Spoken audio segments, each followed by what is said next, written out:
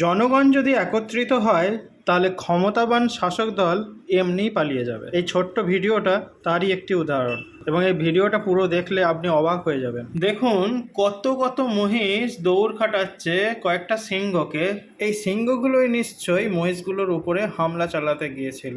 নিশ্চয়ই তারা এই মহিষগুলোর উপরে আক্রমণ করার চেষ্টা করেছিল, আর সেই আক্রমণ দেখেই এই মহিষগুলো সিংহগুলোর উপরে প্রতিরোধ করতে চলে এসছে। একসাথে তারা একটা দলবদ্ধভাবে এসেছে। দেখুন কত কত মহিষ, শত শত মহিষ থাকার কারণে আপনারা দেখুন এই মহিষগুলো কিন্তু এই সিংহগুলোর উপরে দৌড় খাটাতে পারছে। তারা একত্রিত হয়েছে, দলবদ্ধভাবে তারা এসেছে, তাই সেই জোর খাটিয়েছে, তারা সাহস জুগিয়েছে, আর তারপরে পাল্টা এদেরকে কিন্তু হামলা করতে এসেছে। দেখুন এই জন্যই ভয় না পেয়ে প্রতিরোধ করতে হবে। অত্যাচারী শাসকরাই এইভাবেই পালাতে বাধ্য হবে যদি জনগণ ঐক্যবদ্ধভাবে একত্রিতভাবে কাজ করে।